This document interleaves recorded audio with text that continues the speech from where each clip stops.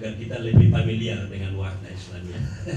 Baik, Bismillah, alhamdulillah, wassalatu wassalamu ala rasulillah. Terima kasih. Saya tidak menyangka juga ada pertemuan seperti ini. Tadinya saya pikir dengan teman-teman dari Wahda yang satu rahim dengan beberapa tokoh sosial untuk membicarakan pemantapan langkah kami melakukan klarifikasi visual. Kami sudah merencanakan di Jakarta, ya insya Allah pekan depan kita akan konferensi pers dan bahkan sudah akan melaporkan Metro TV ke kepolisian. Ya, kenapa? Karena ini adalah fitnah yang jelas sekali tidak punya dasar. Kenapa? Karena saat ada berita itu saya seperti saya nonton ulang itu Brigjen Hamidin tidak pernah menyebut Wahda, tidak pernah. Ya, jadi ini kata Metro saja. Nah karena itu saya hari Rabu pagi berangkat ke BNPT, ya ke markas BNPT. Saya ketemu dengan Pak Saud, Komjen Pol Saud, Kepala BNPT, dan saya dengar sendiri dari Pak Komjen Pol Saud menanyakan kepada Brigjen Hamidin, apakah itu data itu dari Pak Hamidin? Katanya tidak, ya itu olahan Metro, ya. Dan di Metro itu memang beritanya sangat menyudutkan karena slide-nya jaringan teroris hanya langsung nama Wahda dan nama saya, tidak ada sebabnya apa, kasusnya apa, ya. Dan Metro tentu tidak melakukan tugas profesionalisme sebagai TV berita yang bisa mengecek. Ini Wahda itu punya website, kalau diklik saja itu sudah langsung kelihatan testimoni mulai dari Pak Wapres Yusuf Kalla, ya Gubernur Sulawesi Selatan, Wali Kota, semua di situ ada di website Wahda, ya tentang apa Wahda Islamiyah itu. Belum lagi dengan kegiatan saya, aktivitas saya. Jadi sayang betul Metro dalam hal ini tidak melakukan pengecekan, ya tentang informasi tersebut, ya karena dari semua organisasi yang disebut di situ cuma Wahda Ormas yang eksis, yang lainnya ya organisasi yang mungkin tidak ada atau sewaktu-waktu, ya.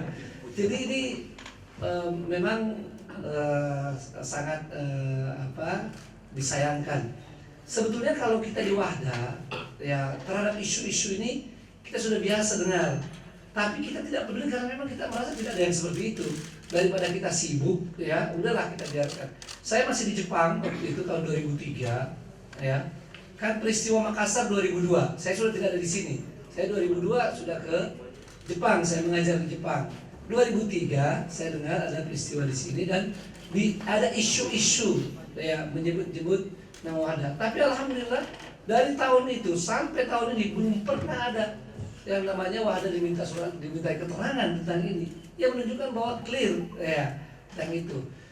Saya pernah juga bersama dengan Pak Saud, Kepala BNPT, dalam satu acara di Universitas Tolong Arifin ada, ya itu saya malah keynote speaker tentang masalah pemberantasan terorisme juga, ya dan beliau makalah. Di situ ada muncul catatan tentang Wahda dan saya langsung sampaikan saat keluar sama beliau, saya sampaikan bahwa ini Pak mungkin ada kekeliruan ini, ya karena Wahda tidak mungkin, ya masa saya sekarang keynote speaker di sini baru Wahda masuk, ya tapi kami ini orangnya selalu kalau bisa dengan lemah lembut, karena itu kadang-kadang ada kesan keras pada Wahda itu adalah kesan yang mungkin ditangkap pada sebagian murid-murid. Tapi kalau kita sendiri, saya dengan lembut menyampaikan pada Pak Saud dan waktu itu langsung beliau sampaikan pada Prof Irfan yang salah seorang deputi di BNPT bahwa iya itu harap dikoreksi. Nah baru-baru ini kesempatan yang sangat baik saya berjumpa beliau. Saya tanya Pak kira-kira apa ya tentang masalah itu. Dia bilang wah ini harus katanya yang lama itu ya. Walaupun tadi ini jelas data ke Metro bukan dari BNPT, tapi kalau ada catatan lama di BNPT itu adalah ini masalah Ambon dan Poso, ya seperti itu.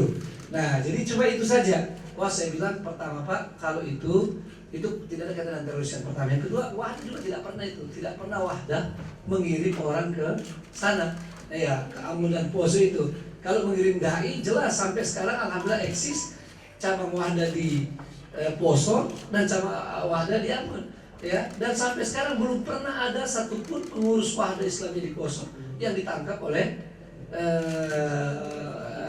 Densus atau BNPT. Tidak ada kasus sebab memang tidak mungkin mereka terlibat dalam hal-hal yang seperti ini ya. Sebab alhamdulillah kita sejak awal sebagai organisasi dakwah, masalah perbuatan terorisme itu bagi kami adalah sesuatu yang tidak boleh dilakukan, adalah sesuatu yang bertentangan dengan syariat Islam. Nah karenanya ini memang harus di-clearkan ya. Dan sebetulnya kami sendiri dari Wahda Islamiyah awalnya ingin membiarkan saja, tapi banyak juga desakan bahwa ini tidak bisa dibiarkan, harus di-clearkan. Nah kami coba Wahda Islamiyah untuk meng-clearkan, dan alhamdulillah berbahagia kalau malam ini juga para bapak-bapak tokoh-tokoh Sulsel di sini, selain bapak-bapak dari FUI, dari kampus ya, juga dari ada anggota DPD, anggota DPRD, mudah-mudahan jadi saksi. Dan mudah-mudahan malam ini kalau memang ada hal-hal yang menjadi catatan, silahkan aja disampaikan kepada kami.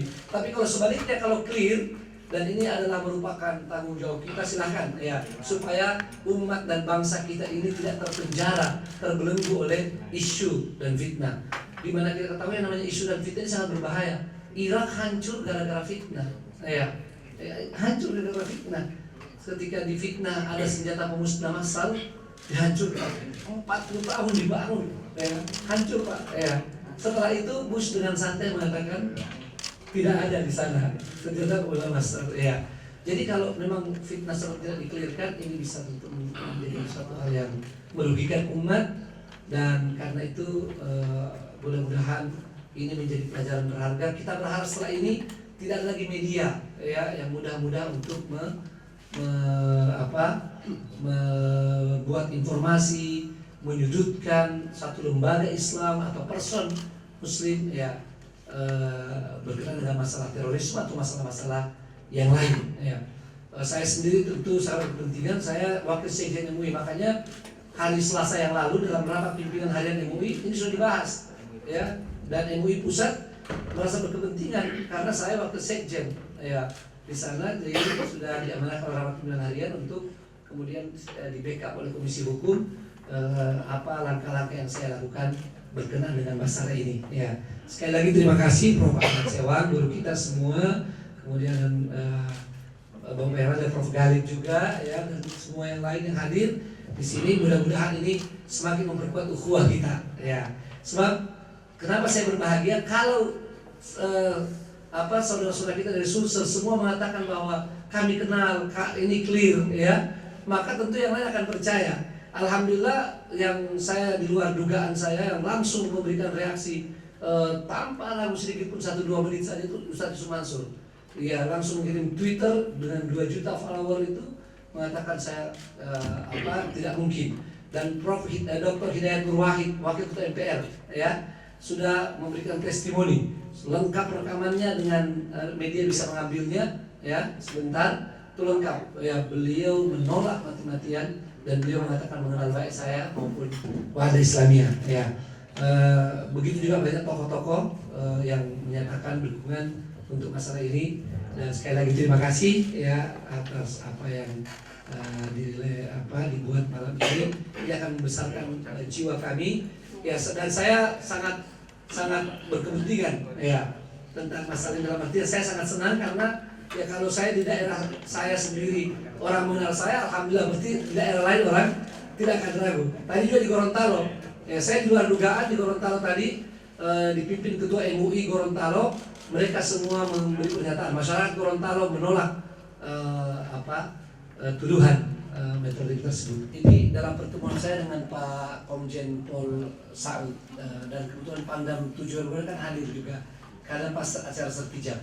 Saya sampaikan, saya ini kan bukan mau membanggakan diri Pak, saya bilang, tapi alhamdulillah BNPT patut berterima kasih adanya Wahda di Makassar. Makassar ini termasuk yang sangat semangat seperti Solo ya. Anak mudanya itu tidak kurang semangat dibandingkan Solo ya. Karena itu kita bisa lihat beberapa kali peristiwa di Makassar. Tapi alhamdulillah adanya Wahda ini bisa menampung banyak anak muda ini, tersalurkan ke hal yang positif kepada dakwah. Kalau tidak, saya tidak bayangkan Pak, kalau di sini tidak ada organisasi yang menampung pemuda itu, berapa yang jadi anggota ISIS ya, berapa yang bisa akan menjadi anggota. Alhamdulillah karena mereka kita tampung ya, ini bisa terarahkan. Nah, karena itu kita bisa melihat di Makassar, ya sejak keberadaan Alhamdulillah Wahda sudah berkembang, kita bisa melihat meminimalisir. Salah satu yang barangkali bapak-bapak tidak ketahui, di Wahda ini pernah ada beberapa anak binaan membentuk namanya, sebetulnya bukan mereka semua, ada dari Wahda dan dari luar Wahda, LPAS, Lembaga Pemburu Aliran Sesat. Begitu saya tahu, saya panggil, ya berhenti itu bukan cara Wahda. Kalau tidak mau kita pecat, dan kita pecat Pak.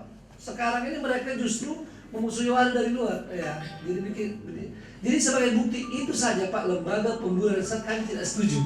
Apalagi namanya kegiatan terorisme itu, ya. Jadi kita sudah jelas tegas dari masalah. Saya sampaikan itu Pak dalam pertemuan bahwa anak-anak yang mau menempuh cara itu saja kami tidak beri tempat di sini Pak. Ya, jadi ini mudah-mudahan bisa mengklirkan masalah.